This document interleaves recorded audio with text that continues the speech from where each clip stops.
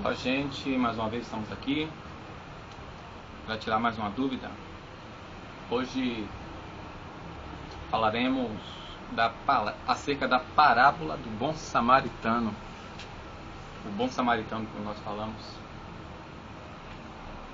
Aí precisamos fazer as seguintes perguntas para entender o que significa essa parábola. Por que surgiu essa parábola? A quem Jesus falou essa parábola? Para entendermos o conteúdo que ela tem. Daí é bom se fazer a pergunta: se você fosse um sacerdote naquela época, ou um levita, como você agiria assim, quando viu aquele homem lá no chão? Será que você agiria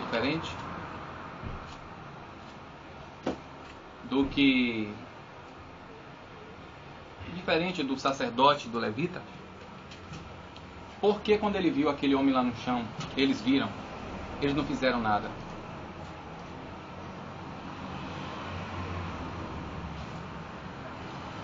Aí é que vem, né, essa pergunta.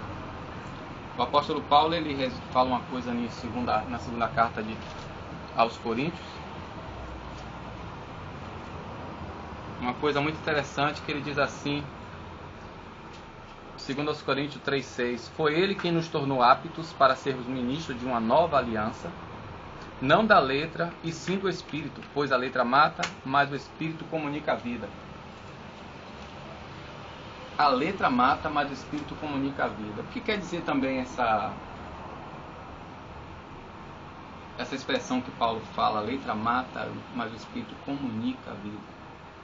Quer dizer que a gente não deve estudar a palavra? Como muita gente diz, não deve estudar porque a letra mata. O que quer dizer letra? E o Espírito, que está até com letra maiúscula aqui na versão de Jerusalém. Isso nós vamos entender analisando o texto de Evangelho segundo Lucas, que não é o Evangelho de Lucas, mas sim segundo Lucas, é o Evangelho de Jesus Cristo. Capítulo 10, a partir do versículo 25, né, até o versículo 37, para nós entendermos o que quer dizer esta parábola. Vamos lá. Eis que um legista, no grego é nomikos, que quer dizer advogado ou jurista, que entende e interpreta a lei. E eis que um legista se levantou e disse para experimentá-lo: Mestre, que farei para herdar a vida eterna? E ele disse, no caso Jesus: Que está escrito na lei? Como leis?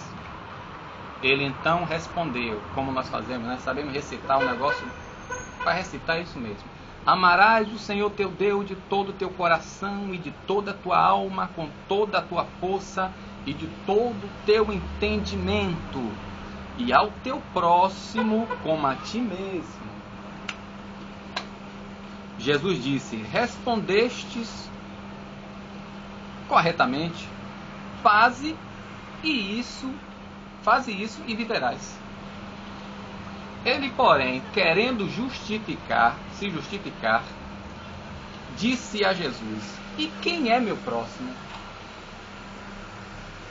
Jesus retomou, dizendo: Um homem descia de Jerusalém a Jericó e caiu no meio de assaltantes que, após havê-lo despojado e espancado, foram se deixando semi-morto. Casualmente descia por este caminho um sacerdote, viu e passou adiante. Igualmente um levita, atravessando este lugar, viu e prosseguiu. Certo samaritano em viagem, porém, chegou junto dele, viu e moveu-se de compaixão. Aproximou-se, cuidou de suas chagas, derramou óleo e vinho, depois colocou em seu próprio animal, conduziu-o à hospedaria e dispensou-lhes cuidados. No dia seguinte, tirou 2 denários e deu-os ao hospedeiro, dizendo: cuida dele, e o que gastares a mais, em meu regresso, tu pagarei. Qual dos 3, em tua opinião, foi o próximo do homem que caiu nas mãos dos assaltantes? Ele, o legista, respondeu: aquele que usou de misericórdia para com ele. Jesus então lhe disse: vai, e também tu faze o mesmo. Impressionante, ele nem disse o samaritano, disse aquele que usou de misericórdia. Mas essa não é a questão. Então, lendo um texto desse, você não fica indignado? O sacerdote passou, e hoje em dia nós fazemos a mesma coisa. Um lesbita, se fosse você. Se lembra em Deuteronômio, capítulo 4, você pode ler, acho que é o versículo 2, onde Moisés disse lá que era para se obedecer à lei e nem se desviar nem para a direita, nem para a esquerda. Só que aqui nós vemos o resumo da lei, no caso dos 10 mandamentos, se for o caso aqui, que o resumo da lei é justamente essa: amar a Deus sobre todas as coisas, de todo o teu coração, com toda a tua alma, com toda a tua força e com todo o entendimento, e ao teu próximo como a ti mesmo.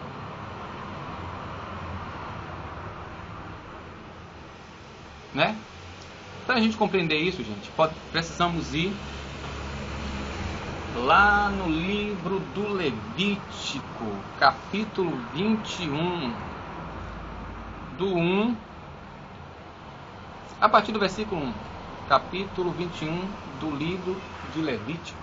Olha o que diz: o Senhor disse a Moisés: fala aos sacerdotes, filhos de Arão, tu lhe dirás: nenhum deles se tornará impuro aproximando-se do cadáver de alguém do seu povo, a não ser que se trate de um parente seu muito chegado, mãe, pai, filho, filha, irmão.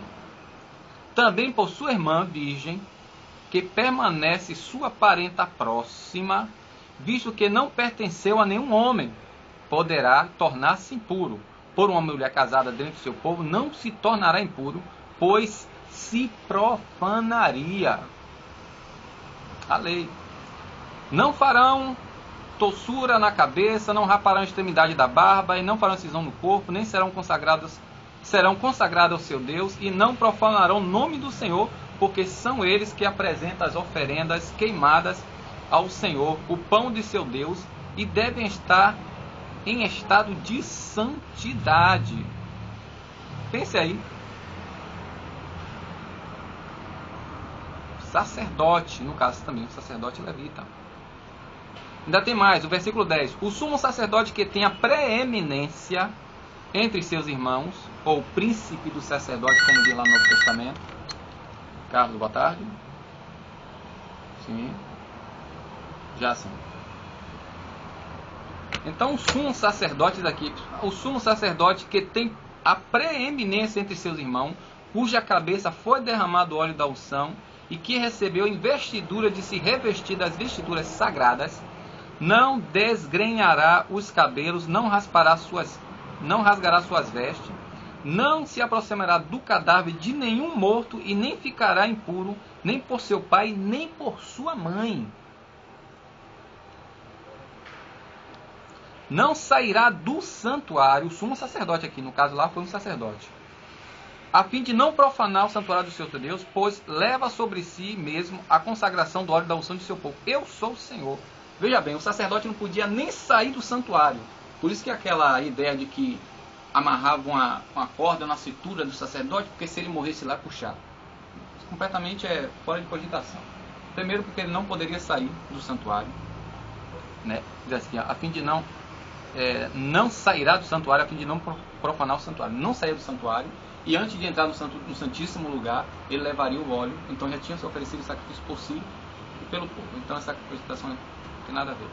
Então a lei, eles aqui no capítulo 10 do Evangelho segundo Lucas, diz que o sacerdote vê o cara lá no chão, que ele não sabia se estava morto ou não, ou sei lá, ou viu que não estava morto, se acaso ele tocasse naquele homem e o homem morresse nas mãos dele ou tivesse morto, aqui diz que ele se tornaria imundo. E como aquele homem não era parente dele, não era irmão ou irmã virgem, não era pai, nem filho, nem filha, olhe bem, ele não poderia se contaminar de modo algum por aquelas pessoas, era proibida pela lei. O levita, do mesmo modo, que aqui Levítico foi antes da queda, daquela questão do... Aliás, não, já foi depois que eles fizeram o bezerro de ouro. Os sacerdotes levitas, que tinham outra função diferente do sacerdote arônico, filho de Arão, não podia também se contaminar, porque senão estaria restrito de participar, pelo menos naqueles dias, que ia se tornar impuro, das coisas consagradas ao Senhor. Por isso que Jesus usou a parábola do bom samaritano, porque o legista está querendo justificar-se. Capítulo 10 do Evangelho segundo Lucas, versículo 9. Ele, porém, querendo justificar-se, disse a Jesus: quem é meu próximo? Entendeu? Viu como ele soube recitar o resumo da lei? Amará o Senhor teu Deus, e ao próximo como a ti mesmo. Evangelho segundo Lucas, capítulo 13, versículo 10, diz que tinha uma mulher encurvada. Ora, ele estava ensinando numa das sinagogas aos sábados, e eis que encontrava lá uma mulher possuída, havia 18 anos, por um espírito que a tornava enferma. Estava inteiramente recurvada e não podia de modo algum endireitar-se. Vendo a Jesus, chamou e disse: mulher, estás livre de tua doença. E lhe impôs as mãos, e no mesmo instante ela endireitou-se e glorificava a Deus. O chefe da sinagoga, porém, indignado por Jesus ter feito uma cura no sábado, e tomando a palavra, disse à multidão: há 6 dias nos quais se deve trabalhar, portanto, vinde nesses dias e sede curado, e não no dia do sábado. O Senhor, porém, replicou: hipócritas, cada um de vós no sábado não solta o seu boi e o seu jumento do estábulo para levá-lo a beber? E esta filha de Abraão que Satanás prendeu há 18 anos, não convinha soltá-lo? Quer dizer, se fosse um corporativismo, meu parente, o que é meu, poderia ser. E cadê o amor próximo a ti mesmo? Mateus capítulo 7, versículo 12. Tudo o que quereis que os homens vos façam, fazei, pois vós a eles outros. Entendeu como é que o caso aqui? E a cura do homem que tinha a mão ressecada, do hidrópico, capítulo 14 do Evangelho segundo Lucas. Certo sábado ele entrou na casa do chefe dos fariseus para tomar uma refeição, e ele espiava. E eis que o hidrópico estava ali diante dele. Tomando a palavra, Jesus perguntou aos legistas: é lícito ou não curar no sábado? Eles, porém, ficaram calados. Tornou então e curou a mão e despediu. Depois perguntou-lhes: qual de vós, se seu filho ou um boi cair num poço, não o retira imediatamente em dia de sábado? Diante disso, nada o podia replicar. Esse cidadão aqui, querendo atrapalhar Jesus no ensinamento, em Lucas 10, a partir do versículo 25, ele pergunta, né? O que eu vou fazer para herdar a vida eterna? E ele é um doutor da lei. Jesus fez essa pergunta e já sabia que ele ia responder. E ele querendo se justificar. Aí Jesus usa essa parábola, justamente traduzindo aquilo que Paulo fala, lá em 2 aos Coríntios. 2 aos Coríntios...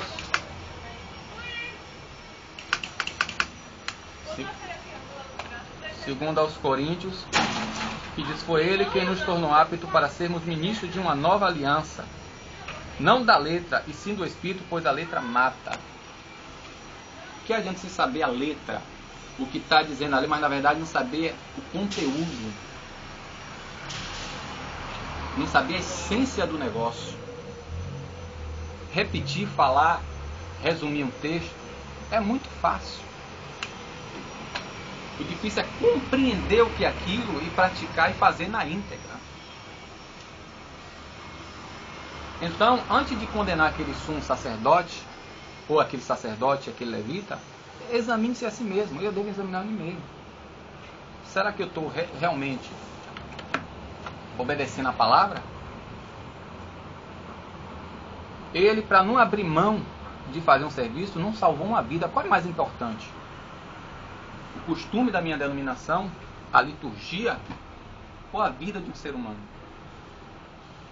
Por que Deus disse a Moisés que o primogênito deveria se resgatar e não matar o primogênito dos filhos que saíssem de Israel, dos machos, filho homem? Então, gente, precisa compreender isso, é o valor da vida de uma pessoa. Por isso que surgiu essa parábola, que um imundo, considerado imundo pelo povo judeu, repugnante, uma raça impura, porque o sacerdote não quis se contaminar salvando uma vida de um judeu, de um israelita. Mas um imundo foi lá e socorreu a vida daquela pessoa. Então isso é bom para a nossa meditação. E para se compreender um texto, leia. Antes de você falar de um assunto, no mínimo estude sobre aquele assunto arduamente durante um mês. Lendo, relendo, pesquisando. Se tiver o texto em grego ou em hebraico, procure aprender para traduzir, para compreender. Aqui é só um caso textual. Você examinar o texto e olhar outras partes na Bíblia, como nós fizemos aqui. Então que Deus abençoe. Não vou mais me delongar. Aqui já está bom. Amém.